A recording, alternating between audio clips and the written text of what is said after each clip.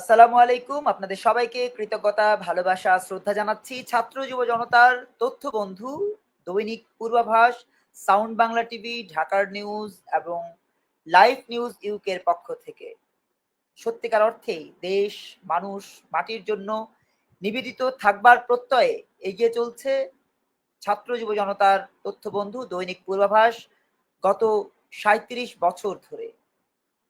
Sound Bangla টিভিও আছে এই যাত্রায় আছে পূর্বাভাস, সাউন্ড বাংলা টিভি, ঢাকার নিউজ এবং স্বপ্নালোক।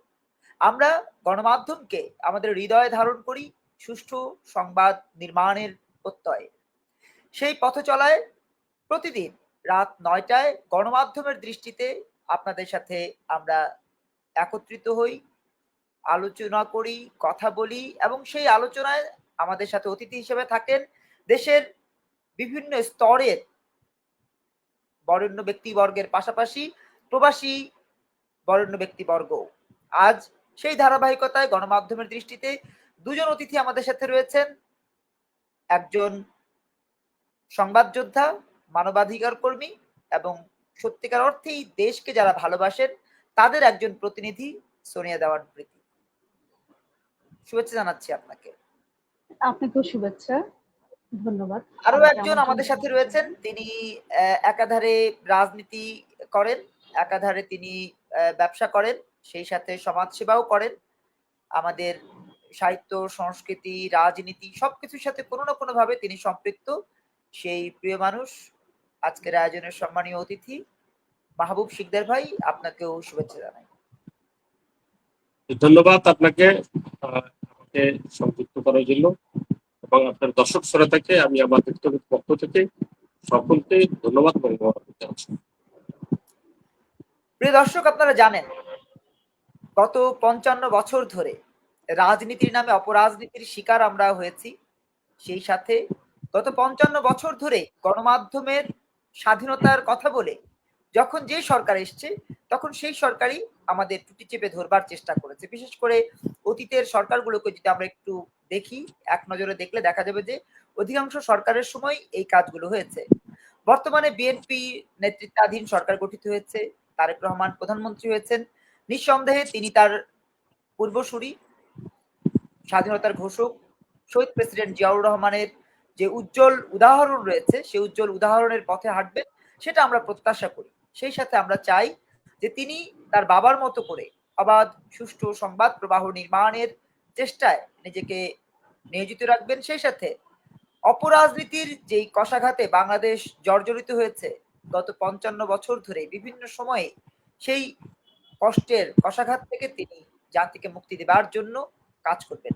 সেই সাথে আমরা প্রত্যাশা করি আজকে যে ধর্ষণের মহা উৎসব শুরু হয়েছে গত ২০ মাস ধরে, বিশেষ করে ডক্টর ইউনূসের নেতৃত্বাধীন সরকারের অন্তর্বর্তীকালীন সরকারের সময় থেকে এখন পর্যন্ত সেই ধারাবাহিকতা কিন্তু এখনো অব্যাহত আছে।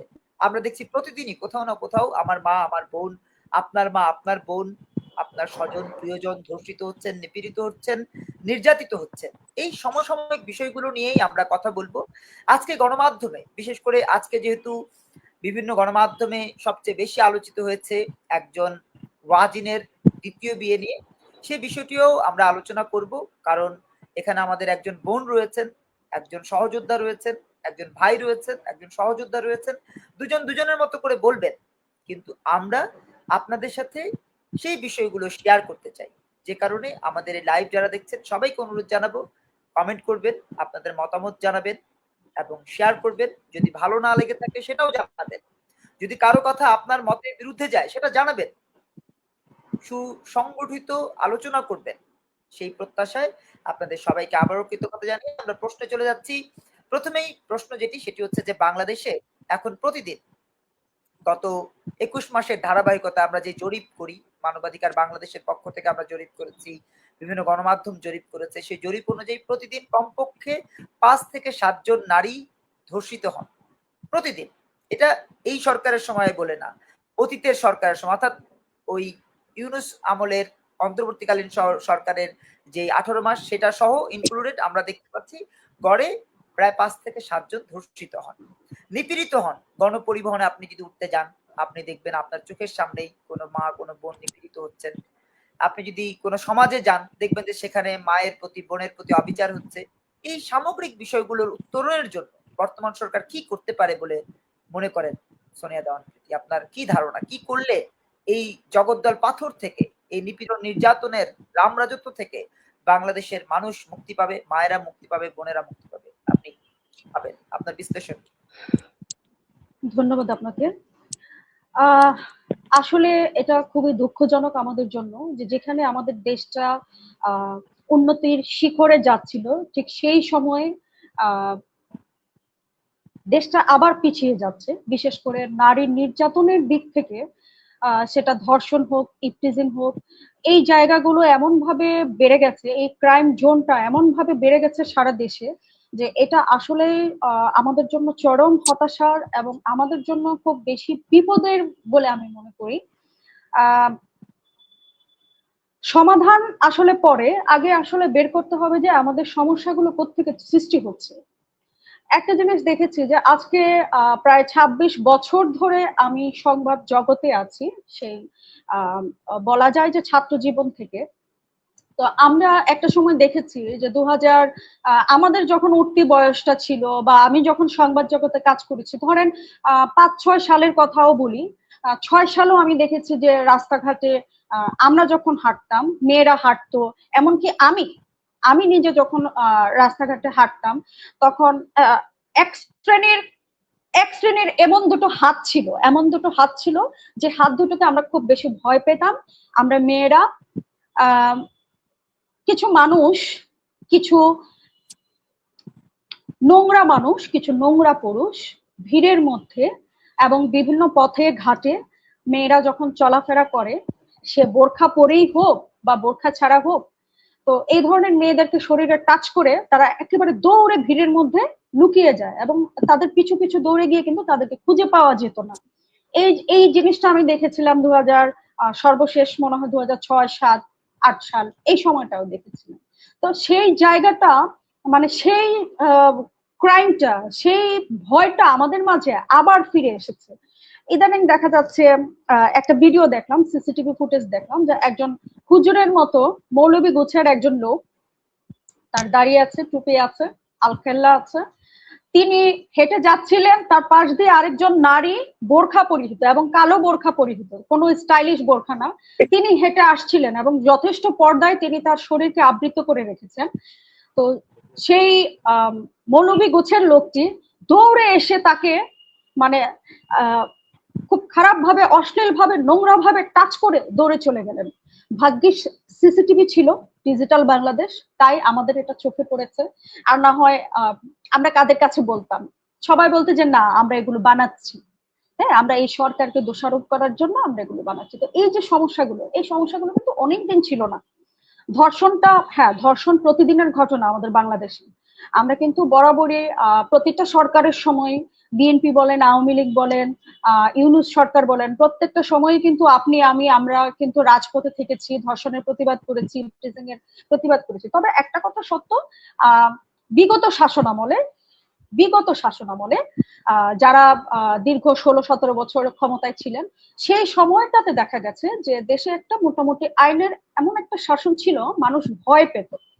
মানুষ এভারেজে অনেক অনেক ক্রাইম করার জন্য যে একটা ভয়, করতে গেলে না আমার বিচার হবে, আমাকে আইন আমাকে শাস্তি দিবে, কঠোর শাস্তি দিবে। তো এই ভয়টা মানুষের মধ্যে ছিল। আইন শৃঙ্খলা বাহিনীর সদস্য যারা আছেন, তাদের পোশাকের প্রতি একটা ভয় ছিল, তাদের প্রতি একটা ভয় ছিল, না আমি এই ক্রাইমটা করলে, এই অপরাধটা করলে আমাকে শাস্তির আওতায় যেতে হবে। তো সেই ভয়টা কেটে গেছে। সে ভয়টা কেটে যাওয়ার কারণে ইপটিজিংটা যেভাবে কমে এসেছিল বিগত সময়ে, সেই ইপটিজিংটা এখন বেড়ে গেছে এবং ধর্ষণটাও বেড়ে গেছে। আপনি একটা জিনিস চিন্তা করেন, একজন গর্ভবতী নারী, আমাদের মা, আমরা মায়ের গর্ভ থেকে জন্ম নিয়েছি, সেই একজন গর্ভবতী নারীকে নরপশুরা কিভাবে ধর্ষণ করেছে, রাস্তায় ওপেন, এবং তার গর্ভের সন্তানটিকে টেনে হেঁচড়ে বের করে ছুঁড়ে ফেলে দিয়ে, পাশে ছুঁড়ে ফেলে দিয়েছে। এই যে মানে নির্মম দৃশ্য, এই দৃশ্যের জন্য কারা দায়ী? আমরা দায়ী। এর কারণ হচ্ছে দেখেন, সেই ওই যে মা এবং যে সন্তানটিকে ভূমিষ্ঠ হওয়ার আগে যে এই যে ধর্ষণ করতে গিয়ে এই যে মেরে ফেললো, দুটি লাশ দুদিকে পড়ে আছে, একজন তো পৃথিবীতে জন্মায়নি। সেখানে আমরা আসলে সেই নারীর যে কাপড়টি, হ্যাঁ, শরীরের যে কাপড়টি সরেছিল, সে কাপড়টি দিয়ে তাকে ঢেকে দেওয়ার বদলে আমরা সবাই চারিদিকে কি করেছি, সবাই যার যার হাতে একটা করে মোবাইল আছে, ইন্টারনেট আছে, আমরা ভিডিও করা শুরু করেছি। এই যে জায়গাগুলো আসলে আমাদের সমাজ নষ্ট হওয়ার জন্য আমরা নিজেরা দায়ী। আমরা যতদিন পর্যন্ত পরিবর্তন না হব ততদিন পর্যন্ত আসলে আমাদের সমাজ আসলে সুস্থ হবে না। সুস্থ ধারার সমাজে আমরা নারীরা বলেন, শিশুরা বলেন, বা আমরা যারা মানুষ দেশপ্রেমিক, আমরা আসলে বাঁচতে পারবো না। আর এই যে ধর্ষণ বলেন, ইপটিজিং বলেন, শুধু এটাই নয়, আপনার মাদক বলেন, প্রত্যেকটি জায়গায় এই যে মবের রাজনীতি কিন্তু বিগত সময়ে ছিল না। মবের রাজনীতিটা শুরু হয়েছে গত প্রায় 2 বছরে সময়ে মবের রাজনীতি শুরু হয়েছে। এবং এটা নিয়ে কিন্তু আমি আমার যে সংগঠন, মানবাধিকার বাংলাদেশের মহাসচিব হিসেবে আমি এবং আমাদের চেয়ারম্যান যিনি শান্তা ফারজানা, আমরা কিন্তু অনেক আন্দোলন করেছি, সংগ্রাম করেছি, মানববন্ধন করেছি এই মবের রাজনীতি থেকে দেশকে বাঁচানোর জন্য। হ্যাঁ, আমরা অনেক রিকোয়েস্ট করেছি, অনুরোধ জানিয়েছি, নিজের খেয়ে বনের মোষ আমরা তাড়িয়েছি, এখনো তাড়িয়ে যাচ্ছি, শুধুমাত্র দেশপ্রেম থেকে, দেশকে ভালোবেসে, দেশের মানুষকে সেফ রাখার জন্য। কিন্তু তারপরে দেখেন এই যে শান্তা ফারজানা, এই যে একটু শেষ করবো আমি, সেটা হলো এই যে শান্তা ফারজানা, উনি তাকে তো আমি জানি যে তিনি লন্ডন থেকে পড়াশোনা করে তিনি আবার বাংলাদেশে ফিরেছেন। লন্ডনে কিন্তু তার অনেক উজ্জ্বল ভবিষ্যৎ ছিল। হ্যাঁ, সেটা রেখে তিনি বাংলাদেশে এসেছেন শুধুমাত্র বাংলাদেশের মানুষকে একটা সঠিক রাস্তায় নিয়ে যাওয়ার জন্য, দেশপ্রেমের খাতিরে কিন্তু তিনি এসেছেন। অথচ আজকে দেখেন তিনি এই যে দেশপ্রেম থেকে আপনার যারা আছেন কি বলে জামাতের বিরুদ্ধে, দেশ বিরোধী আন্দোলনে যারা জড়িত ছিল তাদের বিরুদ্ধে কথা বলতে গিয়ে, স্বাধীনতার বিপক্ষের দলের বিরুদ্ধে কথা বলতে গিয়ে আজকে তাকে দেখেন আপনি অনলাইনে কত গালি খেতে হচ্ছে, কত অশ্লীল ছবি তার বানানো হচ্ছে। এই যে জায়গাগুলো, এই যে নারীদের যে সম্মানের জায়গাটা নষ্ট হচ্ছে, এটা আমি মনে করি এর জন্য আমরা দায়ী। ধন্যবাদ। আমরা আসবো আপনার কাছে আবারও। আমাদের সাথে আরো একজন প্রিয় অতিথি রয়েছেন, আমরা তার কাছে যাব। প্রিয় দর্শক, আপনাদের যদি কোনো মতামত থাকে সেটি আপনারা আমাদের সাথে শেয়ার করতে পারেন।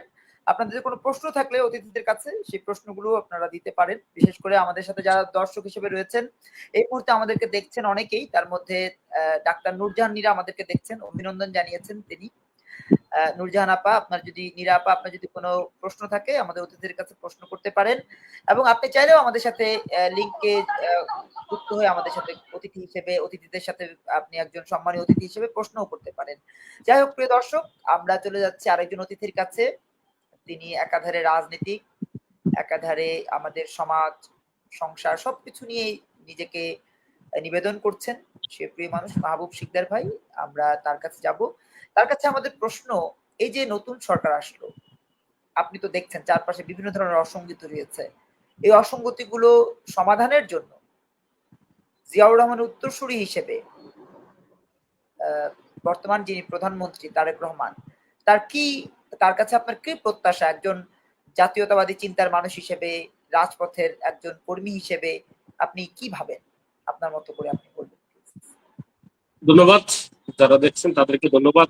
আপা খুব সুন্দর যুগ উপযোগী উনি কথা বলছেন, আমি এনাকে ধন্যবাদ জানাচ্ছি।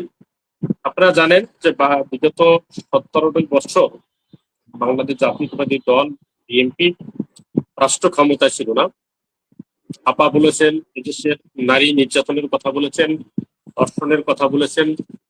আপনি দেখেন বিগত আমলে যেটা হয়েছে, সাবেক প্রধানমন্ত্রী দেশনেত্রী বেগম খালেদা জিয়াকে একটি পরিত্যক্ত বাড়ির ভিতরে, পরিত্যক্ত কারাগারে, যেটা আদৌ একটা রাজনৈতিক কর্মী হিসাবে এটা আমি মনে করি বিগত সরকার এই কাজটি ঠিক করেনি। একজন প্রধানমন্ত্রী এবং একটি বিরোধী দলের নেত্রী, একটি দলের প্রধান, তাকে পরিত্যক্ত কারাগারে রেখেছে। আপনারা দেখেন সাগররুনির হত্যা হয়েছে, সাগররুনির হত্যা এখন পর্যন্ত চার্জশিটটা দেয়নি। তারপরে দেখেন আপনি তনু হত্যা, তারপরে ফ্লানি হত্যা, এরকম অসংখ্য ঘটনা বিগত 17 বছর হয়েছে। তার 17 বছর পরে এদেশের একটি বিপ্লব হয়েছে, এদেশে একটা সরকার পরিবর্তন হয়েছে, এদেশ থেকে যারা সুইরেশ্বরী কায়দায় যারা বিনা ভোটে যারা রাতের সরকার, মিডনাইট সরকার অথবা যে কোনো সরকার তারা ছিল, 17 বছর পর সরকারের পরিবর্তন হয়েছে। এদেশে একটি অরাজনৈতিক সরকার ছিল 2 বছর। এই 2 বছরে মব সন্ত্রাস হয়েছে। এই 2 বছরের ভিতরে অনেক কিছু ঘটেছে। আপনার এই যে দেশের প্রশাসন, পুলিশ প্রশাসন আমি মনে করি অনেকটাই নিষ্ক্রিয় ছিল। নিষ্ক্রিয় থাকার কারণে মাদকের 6 লাখ ঘটেছে বাংলাদেশ, বেকারত্বের সংখ্যা বেড়েছে এবং মানুষের যে আপা যেটা বলেছে, আমরা যেটা মানুষ হিসেবে একটা ঘটনা ঘটলে আমরা এটাকে আমরা ওটাকে না থামাইয়ে আমরা উল্টে রেখে ভিডিও করি। আসলে এটা একজন রাজনীতি কর্মী হিসেবে মনে করি এটা সমাধানের জন্য আগে যাওয়া দরকার। সমাধানের জন্য না গিয়ে উল্টো একজনকে মারতেছে, আমরা মব সৃষ্টি করতেছে, আমরা ভিডিও করা নিয়ে ব্যস্ত আছি। আসলে আমাদেরও এই পরিবর্তন আসতে হবে। মানুষের সাধারণ মানুষ যারা আছে তাদেরও পরিবর্তন আসতে হবে। এখানে রাষ্ট্র ক্ষমতা আসছেন জাতীয়তাবাদী দল বিএনপির চেয়ারপারসন দেশনায়ক তারেক রহমান বাংলাদেশের প্রধানমন্ত্রী হচ্ছে। আপনারা দেখেছেন উনি দেশের জন্য এবং দেশের মানুষের জন্য কাজ করা অলরেডি শুরু করে দিয়েছে। আমাদের হাতের নোয়াকের এখনো কালি শেষ হয় নাই, কিন্তু উনি যে প্রতিশ্রুতিগুলো দিচ্ছে ওগুলো তিনি পালন করার চেষ্টা করতেছে এবং করতেছে। খাল খনন থেকে শুরু করে সমস্ত উন্নয়ন কাজগুলো যেগুলি 31 দফা দিয়েছেন ওগুলো বাস্তবায়ন করতেছে। হ্যাঁ, এখন যে সমাজের ভিতরে নারীদের উপরে যে অত্যাচারগুলো হচ্ছে এটা অত্যন্ত নিন্দনীয়। আমি আমার পক্ষ থেকে এবং জাতীয় দলের কর্মী হিসাবে ধিক্কার বা নিন্দা জানাচ্ছি এই সমস্ত ঘটনাকে। তবে সরকার, এটা একদিনের ঘটনা না। এটা এই যে আমি যেটা বললাম, তনু হত্যা থেকে শুরু করে ফ্লানি হত্যা, সাগরগুনি হত্যা থেকে শুরু করে এই অন-11-এর যে ঘটনা ঘটেছে, তারপরে ইউনূস সরকারের যে ঘটনা ঘটেছে, এটির ধারাবাহিকতায় এখনো হচ্ছে। এখন একটি সরকার 2 মাস তাকে বিচার বিশ্লেষণ করা যায় না, সময় দিতে হবে। এবং আমি বিশ্বাস করি জাতীয়তাবাদী দল কর্মী হিসাবে জিরো টলারেন্স রেখে দেশ নায়ক তারেক রহমান, আমাদের যে মাননীয় স্বরাষ্ট্রমন্ত্রী সালাউদ্দিন সাহেব আছেন, ও কঠোর হাতে এগুলোর দমন করতে হবে। বিশেষ করে মাদকের সয়লাভের কারণে, এই যুব সমাজ একদম ভেঙে পড়েছে। আপনি যে কোনো জায়গায় এই যে বিগত যে 2 বছর একটি অরাজনৈতিক সরকার ক্ষমতা ছিল, তখন প্রশাসনের ঢিলি ঢালার কারণে, মানে তাদের যে তৎপরতা ছিল না, এই কারণে মাদকটা আরো বেশি সয়লাভ হয়েছে। মায়ানমার থেকে হোক, আমাদের পার্শ্ববর্তী দেশ থেকে হোক, যুব সমাজটি ধ্বংসের দ্বার প্রান্তে আছে। এখান থেকে একদিনই এখান থেকে উদ্ধার করা সম্ভব না। আমি বিশ্বাস করি আশাবাদী মানুষ দেশ নায়ক তারেক রহমান নারায়ণগঞ্জে বিশাল সভায় দাঁড়িয়ে বলেছিলেন যে 20টি স্পট আছে, তার কাছে অবশ্যই এসবি গোয়েন্দা সংস্থার রিপোর্ট আছে কোন এলাকায় কি হচ্ছে। আমি আশাবাদী মানুষ, আমি বিশ্বাস করি দেশ নায়ক তারেক রহমান অতি শীঘ্রই এই চিহ্নীয় অভিযানের মাধ্যমে মাদককে নির্মূল করবে। যদি মাদক নির্মূল করা হয় তাহলে এদেশের বিশেষ করে এ ধরনের ঘটবে না, এটা না ঘটতে পারে, কিন্তু আপনারা যেভাবে যারা মানবাধিকার কর্মী প্লাস যারা আপনারা সংবাদপত্র চাচ্ছেন, আপনারাও সঠিক তথ্যগুলো তুলে ধরনের। আমি মনে করি যে শৃঙ্খল বাহিনী এই মাদক সম্রাট আছে মব যারা সৃষ্টি করে। এবং আমি আজকে দেখলাম আপনি শুরুতে একটা কথা বলছেন যে একজন হুজুর এর কথা বলছেন। আপনি দেখেন আপনাদের কোথায় আমরা চলে গেছি, তাদের কাছ থেকে যাদের কাছ থেকে আমরা বয়ান শুনি, যাদের কাছ থেকে ওয়াজ নসিহত শুনি, তারা আজকে কোথায় চলে গেছে। আমি দেখলাম গতকালই একটা ঘটনা, একটা রাঙ্গামাটি সম্ভবত একটা মেয়েকে, একটা ছেলেকে একটা কি ঘটনা অত্যন্ত নিন্দনীয়। আপনি দেখেন এই যে একটা ঘটনা মনে হয় ময়মনসিংহে একটি 11 বছর নিয়ে একটি যাদের কাছ থেকে লেখাপড়া শেখার জন্য, ধর্মীয় শিক্ষা নেওয়ার জন্য তাদের কাছ থেকে এটা কি আশাবাদী? এখন আপনি দেখেন আরো একটা জিনিস আপনাকে বলি যে আপনারা আমার ব্যক্তিগত আর একজন ব্যক্তিগত থাকতেই পারে। তোমরা যখন আজমা বিলে দেয় তখন ওরা বড় বড় কথা বলে, দেশ এবং জাতির উদ্দেশ্যে কথা বলে, তাদেরকে দেখা যায় 501 পাওয়া যায়। আবার দেখা যায় বিএনপির বিরুদ্ধে কথা বলে। তারা নির্বাচনটা গেল 12ই ফেব্রুয়ারি, তারা কি কোনো নারী আসলে নারী সংসদ সদস্য প্রার্থী দিচ্ছে? চাই নাই। কিন্তু বিএনপি বহুদলীয় গণতন্ত্রে বিশ্বাস করে। তারা অবশ্যই তারা নারী সংসদ সদস্য দিয়েছেন, ক্যান্ডিডেট দিয়েছেন, কিন্তু আমার জাতীয়তাবাদী মহিলা দল প্রকাশ্যে তারা যে কোনো ধর্ষণ এবং খুনের বিরুদ্ধে তারা রাজপথে বিগত 17 বছর আন্দোলন সংগ্রাম করেছে। ভবিষ্যতেও যদি এ ধরনের কোনো ক্ষমতা আমি বিশ্বাস করি, জাতীয়তাবাদী দলের কর্মী হিসেবে রাজপথে আমাদের যারা নেত্রী আছে তারা এটা অবশ্যই প্রতিবাদ করবে। জি, ধন্যবাদ প্রিয় দর্শক, যারা যেখান থেকে দেখছেন সবাইকে আবারও কৃতজ্ঞতা জানাচ্ছি। অনেকে দেখছেন, যারা লিখছেন তাদেরকে বলবো, আপনাদের যদি কোনো প্রশ্ন থাকে আমাদের সম্মানীয় অতিথিদের কাছে, আপনারা সেই প্রশ্নগুলো আমাদেরকে দিতে পারেন। প্রশ্নগুলো করলে আমরা সম্মানীয় অতিথিদের কাছে আপনাদের সেই প্রশ্ন আলোকে প্রশ্ন আমরা ছুড়ে দিতে পারবো। এতে করে আপনাদের কথাগুলো আমরা জানতে পারবো যে আপনারা কি চিন্তা করছেন, আবার অতিথিবৃন্দ কিভাবে কি চিন্তা করছেন সেটাও আমরা আপনাদের সাথে শেয়ার করতে পারবো। সবাইকে অনুরোধ জানাবো, যদি ভালো লেগে থাকে শেয়ার করবেন এবং নিঃসন্দেহে নিঃসংকোচে আপনার যে কোনো প্রশ্ন আমাদেরকে করতে পারেন। প্রিয় দর্শক, সবাইকে আবারও ভালোবাসা জানাচ্ছি। আমাদের সাথে দুজন অতিথি রয়েছেন, একজন মানবাধিকার কর্মী সংবাদ যোদ্ধা সোনিয়া দেওয়ান প্রীতি, অন্যজন রাজনীতিক এবং সমাজ সেবক জনাব মাহবুব শিকদার। আমরা দুজনকে আবারও কৃতজ্ঞতা জানিয়ে প্রথমেই প্রীতি আপনার কাছে যেতে চাই। চলমান সময়ে যে সংকটগুলো নিয়ে আমরা বেশি চিন্তিত, বিশেষ করে অর্থনৈতিকভাবে, আপনি যেহেতু সংবাদ যোদ্ধা আপনি জানেন বাংলাদেশের রিজার্ভ শেখ হাসিনার পরে ইউনূস কিন্তু আরো ক্ষতিগ্রস্ত করেছে। যদিও ইউনূস তারেক রহমানকে বুঝ দেবার জন্য বা তারেক রহমান সরকারকে বুঝ দেবার জন্য বাংলাদেশ ব্যাংকে এক রকমের কারসাজির রিজার্ভ দেখিয়ে গেছেন, কিন্তু আক্ষরিক অর্থে তিনি রিজার্ভকে প্রায় শূন্য করে দিয়ে গেছেন, যেটা তারেক রহমানের সরকার এখন হাড়ে হাড়ে টের পাচ্ছেন যে আক্ষরিক অর্থে ইউনূস সরকার তাদের কতটা ক্ষতি করে থুয়ে গেছে। এবং আমরা এভাবেও জানতে পারছি যে, যেহেতু নিজেও একজন সংবাদ যোদ্ধা হিসেবে কাজ করি, আবার রাজপথে থাকি, সেই সুবাদে জানতে পেরেছি যে জামাতকে পরবর্তী সরকার গঠন করবার লক্ষ্যে ইউনূসের নাকি একটা পাতানো খেলা ছিল এই নির্বাচনটা।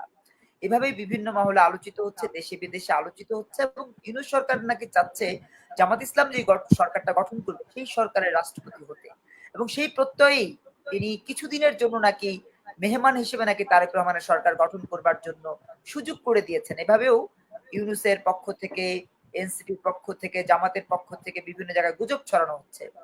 একজন সংবাদ যোদ্ধা হিসেবে বলেন, রিজার্ভের যে বর্তমান পরিস্থিতি, তারেক রহমান কি এটা উত্তরণ ঘটাতে পারবেন? সেই সাথে কি তিনি চলমান যে সংকটগুলো তৈরি হচ্ছে সেগুলো কি সমাধান করতে পারবেন? সংবাদ যোদ্ধার দৃষ্টিতে দেখবেন, একজন মায়ের দৃষ্টিতে, বোনের দৃষ্টিতে, একজন সচেতন নাগরিকের দৃষ্টিতে, একজন সংবাদ যোদ্ধার দৃষ্টিতে আপনি আপনার মতো করে বিশ্লেষণ করবেন। আমন্ত্রণ আপনাকে।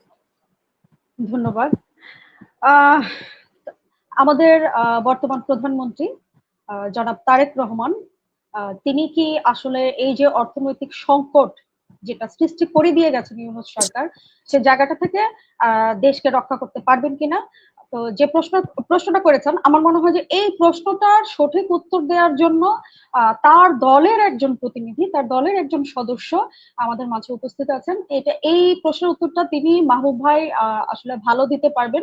তবে আমি যেটা মনে করি, আমার জায়গা থেকে যেটা মনে করি, জামাতের যে বিষয়টা, হ্যাঁ, ইউনূস সরকার জামাতকে চেয়েছে, বা ইউনূস সরকার তারা সুযোগ করে দিয়েছে বিএনপি কে ক্ষমতায় বসার জন্য, এই কথাগুলো আমি এর সাথে আসলে একমত না। এর কারণ হচ্ছে আমরা যতই সংবাদ যোদ্ধা হই, রাজনীতিক হই, মানবাধিকার কর্মী হই, ডাক্তার হই, ইঞ্জিনিয়ার হই, আইনজীবী হই, যাই হয় না কেন, সবার আগে কিন্তু আমরা সাধারণ জনগণ, আমরা কিন্তু এই দেশের মানুষ। হ্যাঁ, আমরা কিন্তু এই দেশে জন্ম নিয়েছি, আমরা এই দেশের মানুষ, একজন সাধারণ নাগরিক হিসেবে আমরা কিন্তু গত প্রায় 2 বছরের মতো যে ঘটনাগুলো দেখেছি, যে 5ই আগস্টের পর থেকে যে ঘটনাগুলো বাংলাদেশে ঘটেছে, হ্যাঁ, সেই 5ই আগস্টের যে আন্দোলনটা ছিল, ছাত্রদের যে আন্দোলনটা ছিল, সেই আন্দোলনে কিন্তু আবাল বৃদ্ধা বনিতা থেকে শুরু করে শিশু পর্যন্ত সবাই কিন্তু একটা পর্যায়ে গিয়ে এই ছাত্রদের আন্দোলনের সাথে একাত্মতা ঘোষণা করে তারাও কিন্তু পথে নেমেছিল। ছাত্ররা কিন্তু একা দেশটাকে জয় করেনি। সেখানে বিএনপি ছিল, জামাত ছিল, এটা তো আমরা পথে ঘাটে আমরা যারা সংবাদ সংগ্রহের কাজে সেই সময় মাঠে ছিলাম, আমরা তো দেখেছি। হ্যাঁ, বিএনপি জামাত ছাড়া তো ছাত্ররা একা আসলে দেশটাকে বা শেখ হাসিনাকে দেশ থেকে বাধ্য করতে পারেনি। আসলে রাজনৈতিক যে সহযোগিতা সেটা ছিল। তো এখন বিষয় হচ্ছে 5 আগস্টের পরে এই ছাত্রদের কাছে সাধারণ মানুষের যে প্রত্যাশা ছিল সেই প্রত্যাশা পূরণে তারা ব্যর্থ হয়েছে এবং চরমভাবে ব্যর্থ হয়েছে। তারা দেখেন, তারা বলেছে যে এ দেশে কোনো অপরাজনীতি চলবে না, এদেশে কোনো চাঁদাবাজ চলবে না, কোনো দুর্নীতি চলবে না, অথচ তারাই কিন্তু হন্যে হয়ে চাঁদাবাজির খাতায় নাম লিখিয়েছে। এবং এটা কিন্তু সরাসরি, এখন তো আসলে সংবাদ প্রকাশ হলেই যে সেটা দেখবে তা না, সরাসরি মানুষের হাতে হাতে মোবাইল আছে, সরাসরি যে কোনো সময় মানুষ আমরা এগুলো দেখি, তো অস্বীকার করার কোনো উপায় নেই। তো এদের দ্বারা হাসনাত, মাহির, সার্জিস, এদের যে কার্যক্রম, এদের নেতৃত্বে এই এনসিপির যে কার্যক্রম, এই কার্যক্রমে মানুষ অতিষ্ঠ হয়ে বিএনপিকে ভোট দিয়ে নির্বাচিত করেছে তারা নিজেদের বাঁচানোর জন্য, দেশটাকে বাঁচানোর জন্য। এটা আমি মনে করি আমার জায়গা থেকে একজন নাগরিক হিসেবে, একজন দেশের একজন সুনাগরিক হিসেবে আমি মনে করি। তো এখানে আসলে বিএনপি কোনো পলিসি করে আসেনি বা কোনো ছক করে আসেনি। বিএনপি সরাসরি সাধারণ মানুষের ভোটে নির্বাচিত হয়ে এসেছে এবং এটা আমরা দেখেছি। তো যাই হোক, আমি কোনো দলের রাজনীতি করি না, তো আমি যেটা চোখে দেখি সেটাই বলি। তো এক্ষেত্রে আমি বলবো যে সাধারণ মানুষ নিজেদের বাঁচানোর জন্য, দেশটাকে বাঁচানোর জন্য, নিরাপদে থাকার জন্য একটা সরকারকে, একটা দলকে ভোট দিয়ে সরকার এনেছে। তো এই জায়গাটা পূরণে কতটুকু সার্থক হবে আমাদের বর্তমান সরকার, এটা আসলে তারাই ভালো জানেন। তবে এই যে রিজার্ভের যে বিষয়টা, এই যে অর্থনৈতিক যে সংকটটা তৈরি হয়েছে বাংলাদেশে, সেই সংকটের জায়গাটা থেকে উত্তরণের জন্য আসলে আমাদের বর্তমান প্রধানমন্ত্রী জনাব তারেক রহমান কতটুকু কি করতে পারবেন, সেটা আসলে আমি মনে করি যে প্রশ্নের উত্তরটা মাহবুব ভাই দেব। তবে আমি প্রত্যাশা করি যে এই যে নারীদের প্রতি যে সহিংসতা, যে সহিংস হয়ে উঠেছে, মানুষ হিংস্র হয়ে উঠেছে, এই জায়গাটা দমনে আমাদের বর্তমান প্রধানমন্ত্রী এবং তার যারা মন্ত্রী পরিষদে আছেন তাদের সবাইকে অনেকটা শক্ত ভূমিকা পালন করতে হবে। এত সফটনেস দিয়ে আসলে দেশটাকে এই পরিস্থিতি থেকে উত্তরণ ঘটানো সম্ভব বলে আমি মনে করি না। আমার মনে হয় যে মাহবুব ভাই বললে এখন ভালো হয়। জি, ধন্যবাদ। প্রিয় দর্শক, যারা যেখান থেকে আমাদের সাথে যুক্ত হচ্ছেন সবাইকে আবারও কৃতজ্ঞতা জানাচ্ছি, ভালোবাসা জানাচ্ছি। আমাদের সাথে দুজন অতিথি রয়েছেন, একজন সংবাদকর্মী এবং মানবাধিকার কর্মী সোনিয়া দেওয়ান প্রীতি এবং অন্যজন রাজনীতিক সমাজসেবক মাহবুব শিকদার। আমরা দুজনকে আবারও কৃতজ্ঞতা জানিয়ে, ভালোবাসা জানিয়ে আপনাদের একটা প্রশ্ন তাদের কাছে ছুড়ে দিয়েছিলাম। একটা প্রশ্ন মাহবুব ভাইয়ের কাছে ফিরে ফিরে এসছে, সেই প্রশ্নটা মাহবুব ভাইয়ের কাছে আমি করতে চাই। সেটি হচ্ছে যে বাংলাদেশে এই যে নতুন সরকার গঠিত হয়েছে, বিভিন্ন ধরনের গুজব ছড়ানো হচ্ছে, সেই সাথে জামাত ইসলামের মতো একটা দেশ বিরোধী চক্র বিরোধী দল হিসেবে সংসদে আছে। এই বিষয়গুলোকে আপনি কিভাবে দেখছেন এবং আদৌতে কি জামাত ইসলাম, এনসিপি, এই যে স্বাধীনতা বিরোধী 11টা দল যারা দেশটাই কখনো চায়নি, এখনো চায় না, তারা দেশটা, বাংলাদেশটা তারা এখনো চায় না, এই তারা যে বিভিন্ন ভাবে তারেক রহমানের বিরুদ্ধে প্রোপাগান্ডা ছড়াচ্ছে, গুজব ছড়াচ্ছে, এই বিষয়গুলোকে আপনি কিভাবে দেখছেন? ধন্যবাদ জি ভাই, আপনাকে খুব সুন্দর কথা বলেছেন। আপনি দেখেন, নির্বাচনের পরপর নোয়াখালী সুবর্ণচর এলাকায় একটি আপনি গুজব ছড়ানো, এই যে ভোট বাহিনী তারা বলল কি যে এনসিবি সাতনাকুলি মার্কেট ভোট দেওয়ার জন্য এক আমাদের বোন তাকে ধর্ষণ করা হয়েছে। পরে প্রশাসন ওখানে কেন বলে না ধর্ষণ করা হয়নি, ধর্ষণ করার চেষ্টা হয়েছে। পরে যে বললো যে না, এ ধরনের কোনো তারা আসলে মূলত এই দেশে গুজব ছড়ানোর জন্য এই রাজনৈতিক দলটা আসলে চ্যাম্পিয়ন। তারা যদি মনে হয় বিশ্ব চ্যাম্পিয়ন তারা এই গুজব ছড়ানোর জন্য, তাহলে তারা চ্যাম্পিয়ন হবে, বিশ্ব চ্যাম্পিয়ন। এই ভোট বাহিনী 5 তারিখের পর বিভিন্ন জায়গায় মব সৃষ্টি করেছে, মানুষের মৌলিক অধিকার হরণ করেছে, তারা বিভিন্ন জায়গায় মানুষের উপর আক্রমণ করেছে, যেমন মা বোনদের উপর আক্রমণ করেছে, কোন বিরুদ্ধ আন্দোলন করেছে। আপনি দেখেন পৃথিবীর অনেক দেশে যারা সিনিয়র সিটিজেন তাদেরকে অবশ্যই তাদের সম্মান করে, পাশে আলাদা একটা সিট আছে, সব জায়গায় সিনিয়র সিটিজেন আলাদা একটা সবকিছু থাকে। আমাদের বিএনপির মাননীয় সংসদ সদস্য, বিএনপির চেয়ারপারসনের সম্মানিত উপদেষ্টা, তার যে স্বাধীনতার পক্ষের শক্তি ফজলুর রহমান সাহেব, ওনার বাসায় কিন্তু করার জন্য তার অনেক চেষ্টা করতে ভোট ভাই।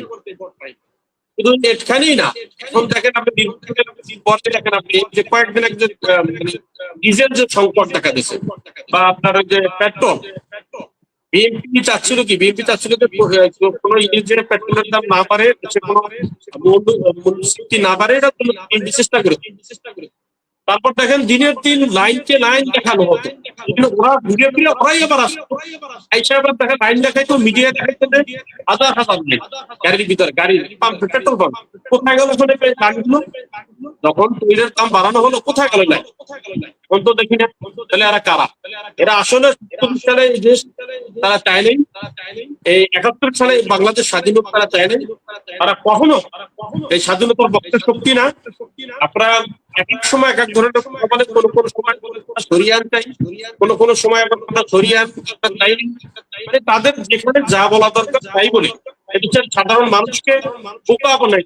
এখন আপনি দেখেন, চিন্তা করে দেখেন, নির্বাচনের সময় একাধিক প্রোগ্রামে তারা বলেছে যে ভোট হবে দুইটা, একটা হলো দেশের পক্ষে, দেশের বিপক্ষে।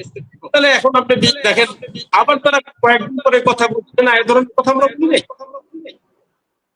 তাহলে আসলে তারা কি? তারা আসলে ধর্মের নামে একটি রাজনীতি করে, ধর্মীয় রাজনীতি আর ধর্মের নামে রাজনীতি, একটা ধর্মের নামে রাজনীতি শুরু করে তারা। এখন দেখতে হবে, আমি বিশ্বাস করি ইনশাআল্লাহ এই যারা প্রগতিশীল যারা আছে এবং যারা স্বাধীনতা বিশ্বাস করে, তারা কখনো কোনোদিন এই স্বাধীনতা চক্র, স্বাধীনতা বিরোধী চক্র কোনোদিন এই দেশে রাষ্ট্র ক্ষমতা আসতে পারবে না। এটা আমি আশাবাদী মানুষ বিশ্বাস করি।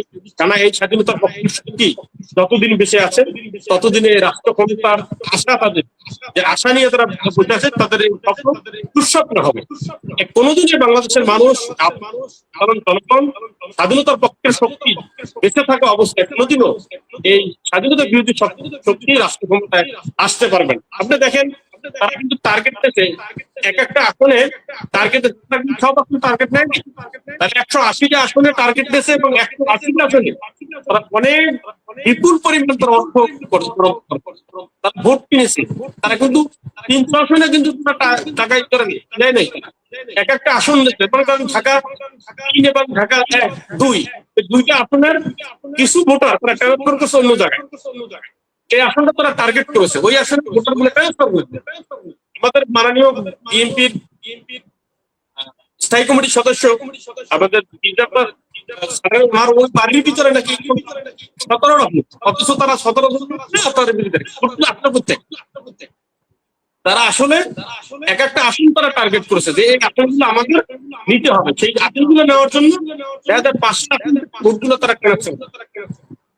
তারা এই যে তাদের ষড়যন্ত্র, যেমন ৭১-এ তাদের দেশের বিরুদ্ধে ছিল, এই ৪৭-এ তারা দেশের বিরুদ্ধে ছিল, তারা প্রকৃতপক্ষে এই দেশটা বাংলাদেশ নামক দেশটা তারা চায়নি, ভবিষ্যতে চাবে কিনা আপনারা আপনাদের মাধ্যমে দেশের জনগণের কাছে প্রশ্ন। তারা আসলে স্বাধীনতা বিরোধী শক্তি। আর আপনি বলছেন দেশনায়ক তারেক রহমান আমাদের প্রধানমন্ত্রী, আপনি দেখেছেন তিনি তার গাড়ি ঘর কিভাবে যায়, তারা পৃথিবীর মানুষ দেখতেছেন। গত পরশুদিন তো গতকালকে অ্যাম্বুলেন্স তার গাড়ির পিছনে থেকে সাইলেন্ট বাজাচ্ছিল, সে নিজের নির্দেশনা দিয়ে, দিক নির্দেশনা দিয়ে সে গাড়িটাকে আগে পাস করেছে।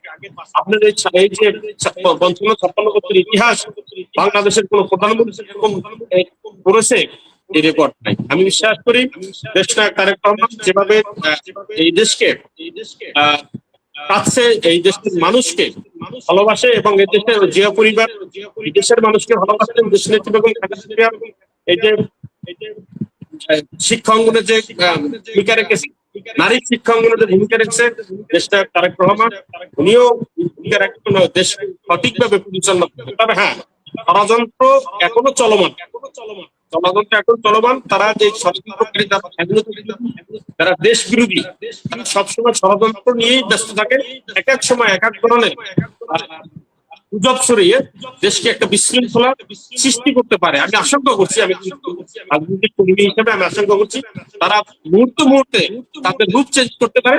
তারা আপনি দেখেন যে এক একজন বক্তা, তাদের কাছে আমি বলেছি তারা ইসলাম সম্পর্কে আমাদের চেয়ে অনেক জানে এবং আপনি দেখেন এই যে মাদানী সাহেব যে কাজগুলো করতে, এই কাজটা যদি আমি বিএনপি একজন কর্মী হিসেবে করতাম, সোশ্যাল মিডিয়ায় এই বট বাহিনী তারা কি করতো, বিএনপি কর্মী আর একজন বউ নিয়ে গেছে, অথবা দেখা যায় যে সে আরেকটা বিয়ে করছে, একদম ঠিক হয়ে গেছে। কিন্তু আজকে তারা কোথায়? আজকে তারা কোথায়? এই যে গাজীপুরে একটা ঘটনা ঘটলো, এই যে ময়মনসিংহে একটা ঘটনা ঘটলো, বরিশালে একটা ছেলেকে যে একটা ঘটনা ঘটলো পটুয়াখালী, এরা নিয়ে আজকে কোথায় তারা? যারা এই যে ব্যাখ্যা করে, তারা কি একটা প্রতিবাদ করেছে? তারা কি একটা স্ট্যাটাস দিয়েছে? তারা করেছে কি বিগত আওয়ামী লীগ সরকার আমলে তারা এই গুপ্ত রাজনীতি করেছে, ছাত্রলীগে ঢুকে ছাত্রলীগকে ক্ষতি করেছে। এরা আসলে এদেশের ভালো কিছু হোক স্বাধীনতার পক্ষে এবং দেশের তারা কখনো এটা চায় না, এবং যত আমিও চায় না, ভবিষ্যতেও তারা আমার চায় না তারা শুধরাবে। আমাদের একজন পার্লামেন্টারি বলেছিলেন যে আপনারা পার্লামেন্টারি ক্ষমা চান, কিন্তু তারা কি চাইছে ক্ষমা? ৭১ বিভিন্ন অন্যান্য জায়গা হয়তো আমার বিরোধী দলের নেতা সবুজ রহমান বলেছে আমার ৭১ আমাকে পর্যন্ত বলছিল, কিন্তু পার্লামেন্টের দ্বারাই কি বলেছে যে না ঠিক আছে ৭১ ভূমিকা আমরা ক্ষমা চাই? না, এটা কিন্তু বলেন। তাহলে তারা এই ষড়যন্ত্র কিন্তু তারা থেমে নাই, তাকে ষড়যন্ত্র চলো না।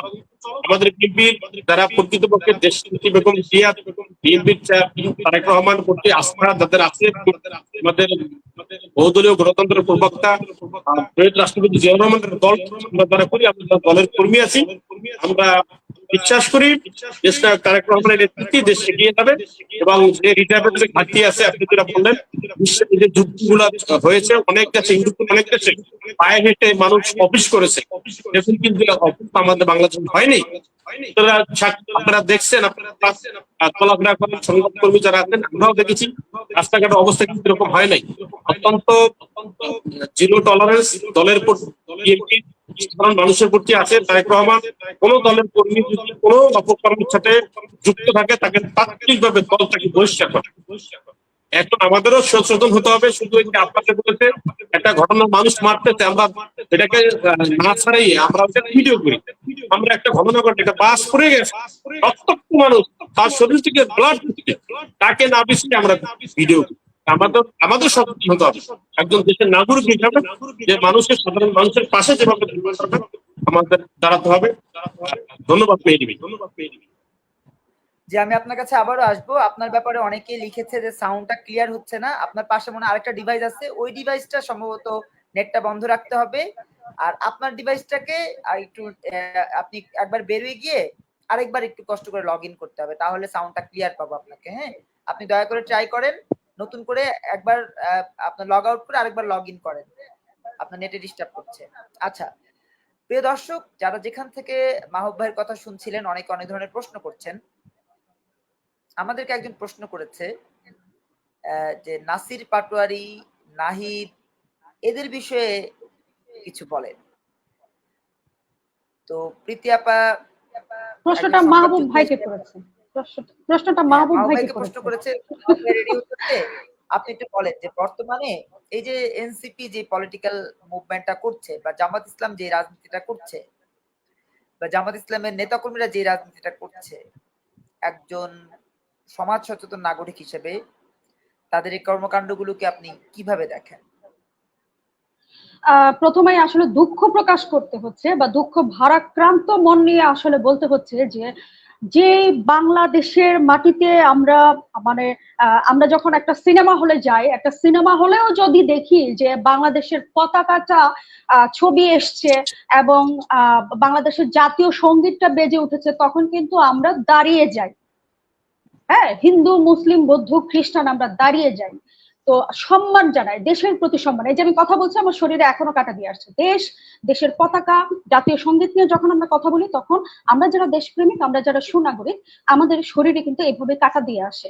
ছাত্র জীবনেও যেমন কাটা দিত, এখনো ঠিক সেরকমই শরীরে কাটা দিয়ে ওঠে। এখন আমাদের সবচেয়ে বড় দুর্ভাগ্য এটাই যে আজকে দেশের এমন একটা পরিস্থিতিতে আমরা এসে দাঁড়িয়েছি যে জামাত আমাদের ৭১-এর স্বাধীনতার বিরুদ্ধে অবস্থান নিয়েছিল, যারা আমাদের মা বোনদেরকে ঘর থেকে ধরে ধরে নিয়ে পাক বাহিনীর হাতে তুলে দিয়েছিল, যে জামাত আমাদের বীর মুক্তিযোদ্ধাদেরকে হত্যা করেছে, সেই জামাত আজকে সংসদে তারা জোর গলায় বড় গলায় কথা বলে, এই যে জায়গাগুলো, এটা আসলে আমাদের জন্য একটা অশনি সংকেত বলে আমরা মনে করি। এটা আমাদের জন্য আসলে খুবই দুর্ভাগ্যের বিষয়, আমরা আসলে দুর্ভাগ্যা জাতি। এবং জামাতের আমির দেখেন, সে যাকে তাকে যখন তখন ধরছে, সে এত বেশি আবেগ আপ্লুত মানুষ, সে এত বেশি ভালো মানুষ, যাকে ধরছে চুমু খাচ্ছে, মানে এই যে জায়গাগুলা, এটাকে ইসলাম বলে? মানে জামাত ইসলামের রাজনীতি কি এটা? এই যে জায়গাগুলো, মানে এটা আমি কি বলবো। আর এনসিপির ব্যাপারটা, এনসিপি কে এই যে ছাত্র জনতা তাদের পাশে যেভাবে সাধারণ জনগণ ছিল, হ্যাঁ, কিসের জন্য ছিল? দেশকে ভালোবেসেছিল এবং তাদের প্রতি যে সিম্প্যাথি ছিল, মায়া ছিল, সেই জায়গাটা থেকে কিন্তু যে না, ওরা সত্যের জন্য লড়াই করছে, এই জন্য ওদের পাশে ছিল। কিন্তু সেই এনসিপি, ওরা এনসিপি গঠন করলো রাষ্ট্র ক্ষমতায় যাওয়ার জন্য, রাষ্ট্র ক্ষমতায় যাওয়ার জন্য শেষ পর্যন্ত তারা সেই জামাতের রাজনীতির সাথে জড়িত হলো। আমার সবচেয়ে দুঃখ লাগে, সবচেয়ে কষ্ট লাগে যখন নাকি আমরা প্রতিদিন যে সংসদের যে আলোচনাটা দেখতে পাচ্ছি, যে এক পাশে সরকার দল বসেছে, আরেক পাশে জামাতের সাথে এই ছাত্ররা বসে আছে, জামাতের হয়ে তারা কথা বলছে। তারা কথা বললে মনে হয় যে স্বাধীনতা বিরোধীরা কথা বলছে। এটা আমাদের জন্য খুবই দুঃখের এবং এটা আমাদের জন্য অশনি সংকেত। হ্যাঁ, তো এই জায়গাটা থেকে জামাতের রাজনীতি নিয়ে আসলে আমার বলার কিছু নাই। জামাত সকালে বলে একটা, দুপুরে বলে আরেকটা, রাতে বলে আরেকটা। এই যে মানে এই জায়গাগুলা আমি মনে করি যে জামাত যদি পরবর্তীতে কোনোদিন ভুল করেও বাংলাদেশের সরকার গঠন করে আমার মনে হয় না যে সেদিন আমি আসলে বাংলাদেশে থাকাটা প্রয়োজন মনে করবো। অন্তত আমরা যারা দেশপ্রেমিক, হ্যাঁ, তো জামাতের রাজনীতি নিয়ে আসলে আমার বলার কিছু না। আমার আসলেই খুব কষ্ট লাগে, খুব রুচিতে বাঁধে তাদের বিষয়ে কথা বলার জন্য। ধন্যবাদ। জি, ধন্যবাদ। প্রিয় দর্শক, যারা যেখান থেকে যুক্ত হচ্ছেন, অনেকেই লিখছেন, মাহবুব ভাইকে বিভিন্ন ধরনের প্রশ্ন করছেন, প্রীতি আপাকেও প্রশ্ন করছেন, অনেকে উইশ করছেন। যারা যেখান থেকে উইশ করছেন, বিশেষ করে জহির ভাই, বিল্লাল ভাই, তারপরে লিখেছেন মোহাম্মদ পণ্ডিত হুসাইন, সম্ভবত নাম নাকি, পণ্ডিত হুসাইন, সীমা আপা, তারপর আমাদেরকে লিখেছে আয়ুব খান নরসিংদী থেকে। তিনি অনেকগুলো প্রশ্ন করেছেন, স্কিপ করে গেছি প্রশ্নগুলো, আপনাদের সামনে নিয়ে আসি। অনেকে উইশ করেছেন। যারা যেখান থেকে কমেন্ট করছেন, আমাদের এই লাইভ দেখছেন, সবাইকে ভালোবাসা জানাচ্ছি এবং অনুরোধ জানাবো, ভালো লাগলে শেয়ার করবেন এবং নিজেদের মতামত জানানোর পাশাপাশি প্রশ্ন করবেন। সেই প্রশ্ন হতে পারে আপনার চিন্তার মনোজগতের জায়গা থেকে প্রশ্ন, সেই প্রশ্ন হতে পারে দেশের চিন্তার জায়গা থেকে প্রশ্ন, সেই প্রশ্ন হতে পারে আপনার সমাজ, আপনার চারপাশে যে অন্যায় অপরাধগুলো রয়েছে সেই বিষয়ে প্রশ্ন। আমরা প্রশ্নের উত্তর দিব এই কারণে যে আমরা নিজেরাও সচেতন থাকতে চাই, আপনাদেরকেও সচেতন করতে চাই এবং পরবর্তীতে যারা এই লাইভটি দেখবে, কোনো না কোনো ভাবে এই লাইভ বা এই ভিডিওগুলো কোনো না কোনো জায়গায় থেকে যাবে, তারা যেন অন্তত সময়ের সাক্ষী হয়ে যায়। এজন্য আমরা এই প্রশ্নগুলো করতে চাই, প্রশ্নের মধ্যে থাকতে চাই এবং উত্তরগুলোর মধ্য দিয়ে আমরা প্রমাণ করতে চাই যে আমরা সাদার পক্ষে, আমরা আলোর পক্ষে, আমরা ভালোর পক্ষে। সবাইকে আবারও কৃতজ্ঞতা। আপনারা রয়েছেন গণমাধ্যমের দৃষ্টির আয়োজনে। পূর্বাভাস সাউন্ড বাংলা টিভির এই আয়োজন প্রতিদিন রাত ৯টা থেকে 10টা পর্যন্ত চলে এবং আমাদের সাথে সহযোগিতায় রয়েছে ঢাকার নিউজ, রয়েছে লাইভ নিউজ ইউকে, রয়েছে স্বপ্নালোক, বাংলা রিপোর্ট সহ বিভিন্ন গণমাধ্যম, যে গণমাধ্যমগুলো আমাদের স্বাধীনতা, স্বাধিকার, সার্বভৌমত্বকে বিশ্বাস করে, সেই গণমাধ্যমগুলো আমাদের সাথে সম্পৃক্ত রয়েছে। তো আপনাকেও প্রশ্নটা করতে চাই মাহবুব শিকদার ভাই, যে প্রশ্নটা প্রীতি আপাকে করেছিলাম, যে এনসিপি কি আদৌ আপনি মনে করেন এরা পরিবর্তনটা করেছে দেশের মানুষের জন্য, দেশের কল্যাণের জন্য, সত্যিকার অর্থে কোটা বৈষম্য দূর করবার জন্য, নাকি তারা সত্যিকার অর্থে স্বাধীনতা বিরোধীদেরকে, যুদ্ধাপরাধীদেরকে পুনর্বাসিত করবার জন্য, সংসদে নেবার জন্য এই আন্দোলনটা করেছিল? আপনি কি মনে করেন এনসিপির এই নেতাদের ব্যাপারে আপনার মূল্যায়ন কি? ধন্যবাদ আপনাকে ভাই এবং আমার আপা, সুন্দর কথা বলেছেন। আসলে দেখেন, মানুষের একটা মিশ্রিত একটা বিষয় আছে, রাজনীতিতেও একটা মিশ্রিত বিষয় থাকে। এখন দেখেন আপনি যারা এই ছাত্র জনতার যারা নিতে চাচ্ছে, মানে ক্রেডিট নিতে চাচ্ছে, আপনি দেখেন স্বাধীনতার পক্ষের শক্তি, স্বাধীনতার বিপক্ষের শক্তি বিভিন্ন পার্লামেন্টের সময় বিগত 17 বছর আগের থেকেও পার্লামেন্টে দাঁড়িয়ে শুরু করতো স্বাধীনতা বিপক্ষে, স্বাধীনতা বিরোধী, বিভিন্ন সময় রাজাকার, বিভিন্ন সময় বিএনপিকে ট্যাগ লাগানোর জন্য একটি রাজনৈতিক দল উঠে পড়ে তারা কথা বলতো বিভিন্ন সময়। বিভিন্ন সেমিনারে আপনি দেখেন বিগত 17 বছরে রানা প্লাজা ধস, রানা প্লাজা হওয়ার পরে বলছে যে বিএনপি ধাক্কা দিয়ে ফেলাই দিচ্ছে। যে কোনো একটা দুর্ঘটনা ঘটলে হাসান মাহমুদ বলে দিত এটা বিএনপি জামাতের ষড়যন্ত্র। এই যে একটা মানে ট্যাগ লাগানো, ঠিক এই যে এই আমাদের হাদি যে ওসমান হাদি যে একটা কথা বলেছেন যে এই শুধু আওয়ামী লীগ স্বাধীনতার চেতনা আর এই যে এনসিবি, এটা আসলে আমি কি বলবো, আমার রাজনৈতিক ভাষা এগুলো আসে না। এরা আসলে আমার মনে হয় যে মানুষের চেয়ে কথা অনেক বেশি বলে, কাজে তাদের ওরকম নেই। শুধু এই ছাত্ররা করে নাই, এই যে আপা বলেছে কৃষক, শ্রমিক, জনতা, রিক্সা চালক এবং সবারই পার্টিসিপেট ছিল। আপনার সংবাদকর্মী, আপনি আমি দেখেছি অনেক টেলিভিশন লাইভ করেছে, যারা জীবনের ঝুঁকি নিয়ে লাইভ করেছে। আপনি দেখেছেন, আপনি প্রথমেই বলেছেন যে স্বাধীনতার যে আপনার যে সংবাদপত্র স্বাধীনতা, আপনি দেখেন এই আওয়ামী লীগ 2008-9 ক্ষমতা আসার পরই চ্যানেল অন বন্ধ করেছে, তারপর এই যে ইসলামী টেলিভিশন বন্ধ করছে, দিগন্ত টেলিভিশন বন্ধ করছে, আমার দেশ বন্ধ করছে, অনেকগুলো পত্রিকা বন্ধ করছে। আপনারা স্বাধীনভাবে কথা বলতে পারেন না। এখন আপনি দেখেন এই বিএনপি রাষ্ট্র ক্ষমতা আসার পর 71 টেলিভিশন সবসময় এই যে ফারজানার উপর থেকে শুরু করে অনেক সাংবাদিকদেরকে আমি ব্যক্তিগতভাবে চিনি, তারা কথায় কথায় বিএনপির উপরে দেশ নেত্রী বেগম খালেদা জিয়া, দেশ নায়ক তারেক রহমান, মুক্তিযোদ্ধা এবং পার্লামেন্টে দাঁড়িয়ে যে সমস্ত কথাবার্তাগুলো বলতো, এগুলা মানে কি করার জন্য, পুট করার জন্য তারা সবসময় বসে থাকতো। যে সংবাদকর্মীগুলা আজও পর্যন্ত কি বিএনপি ক্ষমতা আসার পর কোন সাংবাদিকদের উপরে ওই যে আওয়ামী লীগ যেগুলো করেছে, যে চ্যানেল বন্ধ করেছে, এই যে এগুলো কি করেছে বিএনপি? করে নাই। তারা বহুদলীয় গণতন্ত্রের বিশ্বাস। আমি বিশ্বাস করি দেশ নায়ক তারেক রহমান এই যে তার লক্ষ্য উদ্দেশ্য যে 31 দফা বাস্তবায়ন। আপনি দেখেন যে আমাদের বিএনপির প্রতিষ্ঠাতা শহীদ রাষ্ট্রপতি জিয়াউর রহমান খাল খনন যেভাবে করেছেন, তারই সন্তান, তারই উত্তরসূরি এই বর্তমান প্রধানমন্ত্রী, তিনি কিন্তু খাল খনন গুলো খুব সুন্দরভাবে কাজগুলো শুরু করেছেন। এখানে এখন আপনি বলতে পারেন যে জামাত ইসলামের ভূমিকা এবং এই যে এনসিপির ভূমিকা, আপনি তারা দেখবেন কোনো কোনো সময় তারা একা। এরা বলছে কি প্রথম যে তারা 300 আসনে প্রার্থী দেবে, এনসিপি রাষ্ট্র ক্ষমতা আসবে, বিএনপি রাষ্ট্র ক্ষমতার ধারে কাছেও নাই। হ্যাঁ, তাহলে তারা এখন পরবর্তীতে কি করলো? পরবর্তীতে করলো কি, এই জামাতের সাথে তারা ঐক্যবদ্ধ হয়ে তারা 6টি আসন পেল। তারা প্রথম বলেছে 300 আসনই তারা প্রায় হবে। বিএনপির কোনো অস্তিত্ব নাই। এখন তাদের অবস্থা কি? এখন দেখেন আপনি এই যে মানে এই 2-4 দিনের ভিতরে এই যে বিভিন্ন জায়গায় যে হচ্ছে, এনসিপি কোনো কথা বলতেছে? আসলে ঘটনা হলো, আমি আপনাকে বলি, যারা এই যে ইসলামিক আন্দোলন এবং প্রথম জোট হইলো, তারা যে জোটগুলো করলো ইসলামিক দল নিয়ে, তারা বললো কি ইসলামের ভোটগুলো সব এক বাক্সে নিতে চাই। পরবর্তীতে করলো কি, তারা এই এনসিপির সাথে ঐক্য করলো।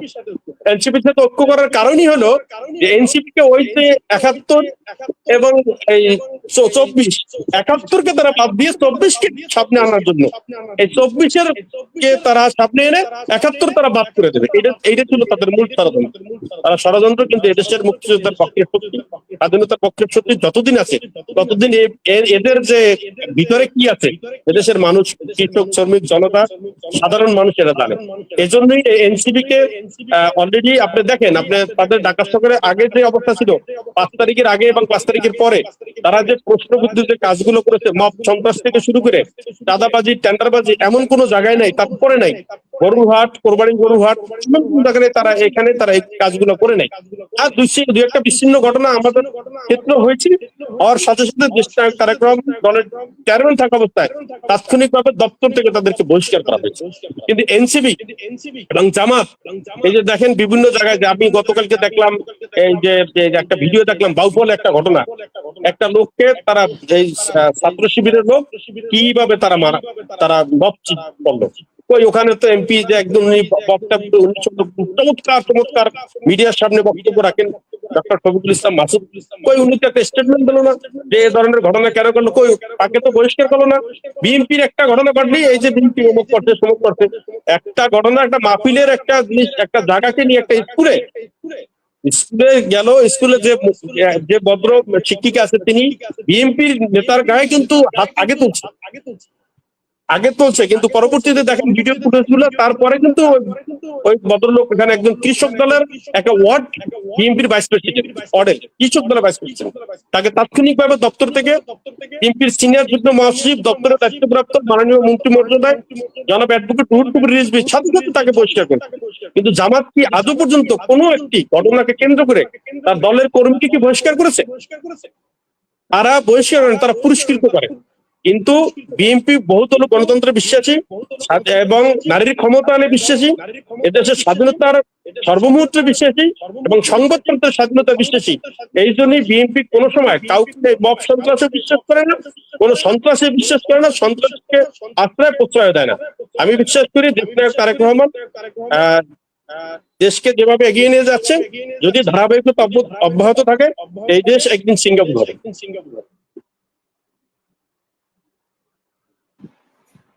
প্রিয় দর্শক, আপনারা শুনছিলেন আবেগ, অনুভূতি, ভালোবাসার রাজনীতির কথা। আমরা আপনাদের সবাইকে কৃতজ্ঞতা জানাচ্ছি যারা এই মুহূর্তে আমাদের সাথে রয়েছেন। তাদের সবাইকে আর মাত্র 10 মিনিট সময় দেবার জন্য বিনীত ভালোবাসা সহ অনুরোধ জানাচ্ছি, এবং সেই সাথে জানিয়ে দিচ্ছি আমাদের সাথে দুজন অতিথি রয়েছেন, একজন সংবাদ যোদ্ধা এবং মানবাধিকার কর্মী সোনিয়া দেওয়ান প্রীতি, এবং অন্যজন রাজনীতিবিদ, সমাজসেবী জনাব মাহবুব আলম শিকদার। আপনাদের সবাইকে আবারও কৃতজ্ঞতা, ভালোবাসা। অনেকে অনেক ধরনের প্রশ্ন করেছেন, যারা যেখান থেকে প্রশ্ন করেছেন তাদের সবাইকে ভালোবাসা জানিয়ে দুই একটা প্রশ্ন আপনাদের সাথে করতে চাই আমাদের সম্মানীয় অতিথিদের সাথে। একজন প্রশ্ন করেছেন যে বাংলাদেশের রাজনীতি আক্ষরিক অর্থে কোন পথে যাচ্ছে? একটা সময় তো ছিল ফ্যাসিস্ট শেখ হাসিনা বলেছেন আপনারা, ফ্যাসিস্ট আওয়ামী লীগ বলেছেন, এখন তো জামাত ইসলাম মহা ফ্যাসিস্টে পরিণত হয়েছে। তারা বিভিন্ন জায়গায় ইয়ানতের নামে চাঁদা উঠাচ্ছে, তারা বিভিন্ন জায়গায় মববাজি করছে, বিভিন্ন জায়গায় দালাল দোসর বলে হামলা করছে, বিভিন্ন জায়গায় মায়েদেরকে বোনদেরকে ধর্ষণ নিপীড়ন করছে। শুধু জামাত ইসলাম না, এনসিপির নেতারাও বিভিন্ন জায়গায় গিয়ে ইসরাফিলের মতো মহিলাদেরকে বিভিন্ন জায়গায় নিপীড়ন করছে, দলীয় নেতা কর্মীদেরকে নিপীড়ন করছে। আপনারা সর্বশেষ দেখেছেন যে একজন মহিলা সংসদ সদস্য হয়েছেন, নারী সংসদ সংরক্ষিত সংসদ সদস্য হয়েছেন, যিনি সবসময় নারী অধিকারের নামে নিজেকে যাচ্ছে তাই ভাবে উপস্থাপন করেছেন। আমরা কিন্তু স্বাধীনতার পক্ষে। আমরা অবশ্যই বলতে চাই মায়েরা বোনেরা স্বাধীনতা ভোগ করবে, অবশ্যই বলতে চাই তারা তাদের মতো করে পোশাক পরবে, সবকিছু ঠিক আছে। কিন্তু নিশ্চয়ই আমরা স্বাধীনতার বাইরে চিন্তা করি না, নিশ্চয়ই আমরা সভ্যতার বাইরে চিন্তা করি না, নিশ্চয়ই আমরা সমাজের বাইরে চিন্তা করি না। কিন্তু ওই নারী সংরক্ষিত আসনের যিনি এমপি হচ্ছেন এই এনসিপি থেকে, তিনি কিন্তু তার অতীতে বিভিন্ন ধরনের আপনার সমাজ বহির্ভূত, সভ্যতা বহির্ভূত, শিক্ষা বহির্ভূত কাজ করেছেন। এমন নারীরাও তাদের সংসদ সদস্য হিসেবে যাচ্ছেন। তো এই যে জামাত এনসিপি সব অঙ্গাঅঙ্গি ভাবে জড়িত হয়ে সমাজের বিরুদ্ধে, জাতির বিরুদ্ধে, সভ্যতার বিরুদ্ধে, শিক্ষার বিরুদ্ধে, ধর্মের বিরুদ্ধে, মানবতার বিরুদ্ধে, রাজনীতির বিরুদ্ধে, এমনকি জনগণের বিরুদ্ধে দাঁড়াচ্ছে। এই বিষয়গুলোকে আমরা বিভিন্নভাবে নোটিশ করতে চাই, আপনাদেরকে সামনে রেখে, আপনাদেরকে সাথে নিয়ে। তো প্রথমে প্রীতি আপা এই একই প্রশ্নের উত্তর, প্রথমে প্রীতি আপা বলবেন 2 মিনিট, এবং পরে মাহবুব ভাই বলবেন 2 মিনিট। 2 মিনিট করেই বলবেন। হ্যাঁ, প্রথমে প্রীতি আপা 2 মিনিট বলবেন যে এই বিষয়গুলোকে আপনারা কিভাবে দেখছেন, আপনি ব্যক্তিগতভাবে কিভাবে দেখছেন। আচ্ছা, আপনি চমৎকার একটি কথা বলেছেন যে আমরা আসলে স্বাধীনতার পক্ষে, আমরা অবশ্যই নারী অধিকারের পক্ষে, নারী অধিকারের পক্ষে এবং নারী নির্যাতনের বিপক্ষে, কিন্তু অবশ্যই আমরা স্বাধীনতার পক্ষে। তো এই যে প্রশ্নটা আপনি করেছেন, যেহেতু আমার সময় কম আমি খুব দ্রুত চেষ্টা করছি। কোরআন হাদিসে, যেহেতু আমরা মুসলিম, আমরা আমাদের ধর্মের জায়গাটা থেকেই বলি, কোরআন হাদিসে কিন্তু ভবিষ্যৎবাণী হিসেবে একটা বিষয় উল্লেখ করা আছে, যেটা আমরা পড়েছি। সেটা হলো যে এক সময় এমন দিন আসবে, হ্যাঁ, কিয়ামত যখন ঘনিয়ে আসবে, তখন মূর্খরা নেতৃত্ব দিবে, বড় বড় চেয়ার পদ পদবি দখল করে থাকবে মূর্খরা, যাদের জ্ঞান নেই তারা। তো এখন আমাদের দেশটা ঠিক ওই পর্যায়ে আছে। হ্যাঁ, পৃথিবীটা কোন পর্যায়ে আছে সেই দিকে আমরা না যাই, আমাদের দেশটা এখন ঠিক এই পর্যায়ে আছে।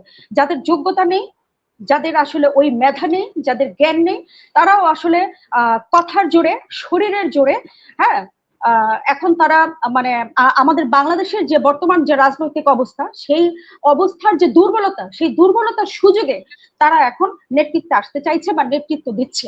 এবং এটা সবচেয়ে বড় প্রমাণ হচ্ছে মানে আমাদের জাতীয় সংসদের প্রতিদিনের অধিবেশনগুলা দেখলে আসলে মানুষ এখন অট্টহাসি হাসে, মানুষ চিন্তা করে, মানুষ কমেন্ট করে, সামাজিক যোগাযোগ মাধ্যমে কমেন্ট করে, এবং বিভিন্ন চায়ের দোকান থেকে শুরু করে অফিস আদালতে বিভিন্ন জায়গায় ট্রেনের মধ্যে, বাসের মধ্যে, নৌকার মধ্যে মানুষ সমালোচনা করে যে এখন আসলে সংসদটা হয়ে গেছে একেবারে একটা জোকারের মতো হয়ে গেছে। যে বিষয়গুলো, সংসদ হচ্ছে একটা সম্মানের জায়গা, পবিত্র কোরআনের পরে, হ্যাঁ, একটা দেশের জন্য সংসদ হচ্ছে সর্বোচ্চ সম্মানের জায়গা, অথচ সেই সংসদ ভবনেই এখন আপনার সংসদ চলাকালীন অবস্থাতে জোকার এবং হচ্ছে এখানে কি বলে ফানি ফানি কথাগুলা, হ্যাঁ, এমন সব অযৌক্তিক কথা বলে, মানে জ্ঞানহীন, অযোগ্য, মেধাহীন লোকেরা এই এই সুযোগে, হ্যাঁ, বাংলাদেশের রাজনীতির দুর্বলতার সুযোগে সংসদে গিয়ে চেয়ার দখল করেছে, যার কারণে আজকে এই পরিস্থিতি। তো আমি আসলে আর কিছু বলতে চাই না, যেহেতু সময় খুবই কম। আমার মনে হয় যে মাহবুব ভাই উনি একজন বিজ্ঞ মানুষ, যেহেতু তিনি দীর্ঘদিন ধরে রাজনীতির সাথে আছেন, এবং আমরা বিভিন্ন সময় বিভিন্ন সামাজিক সমস্যা সমাধানে কিন্তু আমরা একসাথে যাই এবং সমাধান করি। যে সমাজ সেবার জায়গাটা থেকে আমরা দুজন কিন্তু প্রায় সময়ই বিভিন্ন সমস্যা গিয়ে একসাথে সমাধান করছি। হয়তো আমি তার মতো রাজনীতি করি না, বা আমি তার রাজনৈতিক মতাদর্শও বিশ্বাসী না। আমি সংবাদ যোদ্ধা, আমার কাছে আওয়ামী লীগ, বিএনপি, এনসিপি, জামাত এগুলো কিছুই না। আমি সত্য বলি, সত্য লিখি। তো ধন্যবাদ আমাকে আমন্ত্রণ জানানোর জন্য। আমার মনে হয় যে এবার মাহবুব ভাই বললে ভালো, যেহেতু সময় খুবই অল্প। ভাই, আপনি আপনার ওই একই প্রশ্ন প্রীতি আপাকে যে প্রশ্ন করেছি, আপনি আপনার মতো করে ওই প্রশ্নের উত্তর দিলে মোটামুটি দর্শকদের চাহিদাটা, ইচ্ছের চাহিদাটা পূরণ হবে। ধন্যবাদ প্রীতি আপা। মেহেদী ভাই, ধন্যবাদ আপনাকে। প্রীতি আপা যে কথা বলছে ঢালাও ভাবে বলা যাবে না। এখানে আপনার 2/3 যে মেজরিটি আছে এরা নূতন পার্লামেন্ট, এরা বিভিন্ন জায়গায় ওয়াজ মাহফিল আর হলো পার্লামেন্ট এক জিনিস না, এটা বুঝতে হবে। তারা এক জায়গায় যে আমির হামজা যে পার্লামেন্টে দাঁড়িয়ে দুইজন আমাদের নারী সংসদ সদস্য নিয়ে যে মন্তব্য করেছে, জামাত কিন্তু তার দলীয় ভাবে এটা প্রতিবাদ করে নাই, কিন্তু বিএনপি নারী সংসদ সদস্য সবাই এটা প্রতিবাদ করেছে। এখানে তার পাশে বসে কি ভঙ্গিমা, তার বডি ল্যাঙ্গুয়েজ, সে বিভিন্ন ওয়াজ মাহফিলে যে সে কিন্তু কথা বলেছে। আজকে দেখেছেন সেই আমির হামজা একটা প্রোগ্রামে গেছে, যাওয়ার পরে স্কুলের বাচ্চারা বলছে বুয়া বুয়া, প্রতিবাদ করা শিখতে। এখানে পার্লামেন্টে যারা সিনিয়র পার্লামেন্টার আছে তারা অবশ্যই তারা সুন্দরভাবে উপস্থাপন করতে চায় এবং তারা সংসদের দেশ এবং জাতির ভালো কাজের কথা বলতে চায়। কিন্তু এখানে কিছু সংসদ সদস্য আছে যারা অনেক কিছু বুঝে না। যারা একজনে বলেছে সংসদে যে আমি যদি পার্লামেন্টে যাইতে পারি কোনোদিন গাড়ি চাবো না, আপনারা দেখেছেন নিশ্চয়ই। আবার নিজেই বলেছে একটা গাড়ি হলে ভালো হয়। আপনাদের কাছে বিবেকের কাছে প্রশ্ন এবং জাতির কাছে প্রশ্ন, এই যে যারা এই যে এনসিপি এবং এই যে জোট 11 দলীয় যে জোট, আপনারা দেখেন তারা যে পার্লামেন্টে আছে তাদের কথাগুলো আপনারা বিচার করবেন, এবং ভবিষ্যতে পার্লামেন্ট নির্বাচনের যোগ্য প্রার্থী যারা আসলেই পার্লামেন্টে দাঁড়িয়ে দেশ এবং জাতির উদ্দেশ্যে সঠিক বার্তাগুলো দিতে পারে, দেশের সমস্যাগুলো তুলে ধরতে পারে, এগুলো নিয়ে বক্তব্য দেবে, এবং আমরা দেশ জাতি উপকৃত হবে, আমরাও উপকৃত হব। আমি আজকে আমাকে কথা বলা দেওয়ার জন্য আমি ধন্যবাদ জানাচ্ছি আমাদের যে পূর্বাচের সম্পাদক মেহেদী ভাইকে, এবং আমার সময় দেওয়ার জন্য আমি আমার পক্ষ থেকে বাংলা জাতীয়তাবাদী দলের একজন কর্মী হিসাবে আবারও আপনাদেরকে ধন্যবাদ জানাচ্ছি। আল্লাহ হাফেজ। বাংলাদেশ জিন্দাবাদ, বাংলাদেশ জাতীয়তাবাদী দল। না, শেষ করি। ধন্যবাদ। আচ্ছা, প্রিয় দর্শক যারা যেখান থেকে দেখছেন তাদের সবাইকে আবারও কৃতজ্ঞতা, ভালোবাসা, শ্রদ্ধা জানাচ্ছি। আমরা একদম শেষ পর্যায়ে চলে এসেছি, আমাদের হাতে আরো 2 মিনিট সময় আছে। আমরা কিছু দর্শকের নাম স্বীকার করতে চাই যারা আমাদের সাথে ছিলেন, বিশেষ করে শরীফ ভাই, জহির ভাই, বিলাল ভাই, আমাদের সাথে ছিলেন আয়ুব ভাই, ছিলেন লিসা, শান্তা ফারজানও আপনাদেরকে দেখেছেন এবং কমেন্ট করেছেন। অনেকেই অনেক ধরনের কমেন্ট করেছেন। নিরাপা কমেন্ট করেছেন অনেক আগেই, মনির ভাই কমেন্ট করেছেন, ওয়াজিদ রানা কমেন্ট করেছেন। যারা যেখান থেকে কমেন্ট করেছেন তাদের সবার প্রতি কৃতজ্ঞতা জানাচ্ছি, ভালোবাসা জানাচ্ছি, এবং অনুরোধ জানাবো আজকে যেমন পূর্বাভাসের পেজ থেকে লাইভটি আপনারা দেখতে পাচ্ছেন, ঠিক তেমনি ভাবে এই একই লাইভ আপনারা আমাদের পূর্বাভাসের ইউটিউব চ্যানেলেও পাবেন। এই আয়োজনটি ওখানে দেখতে পাবেন। এবং যারা যেখান থেকে মনে করেন যে দেশের জন্য, মানুষের জন্য আপনাদের নৈতিক জায়গা থেকে কিছু করবার আছে, অবশ্যই সেই করবার কথাগুলো, চেষ্টাগুলো আমাদের সাথে আপনারা শেয়ার করতে পারেন নির্বিঘ্নে। দৈনিক পূর্বাভাস সারা দেশে সাধারণ মানুষের জন্য নিবেদিত থেকে সংবাদ যুদ্ধ করে যাচ্ছে। আমাদের সংবাদ যোদ্ধারা কাজ করছেন, এবং আপনারা যারা আমাদের সাথে সম্পৃক্ত হয়েছেন তাদেরকে ভালোবাসা, একদম শেষে এসে 30 সেকেন্ডের মধ্যে যদি কিছু বলতে চান, মাহবুব ভাই প্রথমে বলবেন, পরে প্রীতি আপা বলবেন। প্রথমে মাহবুব 30 সেকেন্ডের মধ্যে আপনি আপনার কথাটা বলবেন, শেষ কথা। ধন্যবাদ এই ধরনের আয়োজনের জন্য, আমাদের কথা বলার সুযোগ করে দেওয়ার জন্য আমি আপনাদেরকে ধন্যবাদ জানাচ্ছি। এবং আমি বিশ্বাস করি ভবিষ্যতে এই ধরনের প্রোগ্রাম হবে এবং আপনারা করবেন, এবং দেশের সঠিক তথ্যগুলো তুলে ধরার জন্য এবং দেশের স্বাধীনতা বিরোধী যাতে মাথা ছাড়া দিয়ে না উঠতে পারে, এই জন্য আপনার যে ভূমিকা রাখবেন, ইনশাআল্লাহ আমি আপনাদের পাশে থাকবো। দল যার যার বিশ্বাস সবার, সকলকে ধন্যবাদ। জি জি, প্রীতি আপা 30 সেকেন্ড। জি ধন্যবাদ। আমি আসলে সবশেষে এটুকুই বলতে চাই যে আমরা বর্তমানে যে সরকার ব্যবস্থা দেখতে পাচ্ছি, যে মাননীয় প্রধানমন্ত্রী তিনি যেই নরম কোমল ভাবে যে দেশটাকে একদম সাধারণ জনগণের সাথে মিশে গিয়ে যেভাবে তিনি দেশটাকে পরিচালনা করছেন বা তিনি নিজে চলাফেরা করছেন, এটা আমরা আসলে আমাদের দীর্ঘদিনের চাওয়া ছিল। তো এই চাওয়াটা যেমন পূরণ হয়েছে, আমরা চাই তিনি শক্ত হাতে এই যে দেশে যে অপরাজনীতি হচ্ছে, যে অপসংস্কৃতি হচ্ছে, দেশে যে খুন রাহাজানি মাদকের ছড়াছড়ি, দেশে যে ধর্ষণ ইফটিজিং হচ্ছে, দেশে যে অপরাধগুলো হচ্ছে, মব হচ্ছে, সবকিছুকে কন্ট্রোল করার জন্য, দেশটাকে সুন্দর করে তোলার জন্য তাকে একদিকে যেমন তিনি খুব সফট, খুব সুন্দর নরম কোমল, আরেকদিকে তিনি খুব শক্ত হাতে এই দেশটাকে পরিচালনা করুক এবং এই অপরাধীদেরকে দমন করুক। আমরা আসলে সুনাগরিক হিসেবে এটাই প্রত্যাশা করি আমাদের মাননীয় প্রধানমন্ত্রীর কাছে। ধন্যবাদ। ধন্যবাদ সবাইকে, যারা যেখান থেকে যুক্ত হয়েছেন সবাইকে কৃতজ্ঞতা জানাচ্ছি। প্রীতি আপাকে কৃতজ্ঞতা, মাহবুব ভাইকে কৃতজ্ঞতা, এবং গণমাধ্যমের দৃষ্টির যারা শ্রোতা দর্শক ছিলেন সবাইকে ভালোবাসা। ভালো থাকবেন নিরন্তর, মনে রাখবেন সবার আগে ধর্ম, মানবতা, সুশিক্ষা, সমাজ, সভ্যতা, এই চিন্তাগুলোকে ক্যারি করে চলুন, আমরা এগিয়ে যাই। এগিয়ে যাওয়ার একটা মাত্র লক্ষ্য, সবাই ভালো থাকবেন, নীতির সাথে থাকবেন, নীতির পথে থাকবেন। আসসালামু আলাইকুম।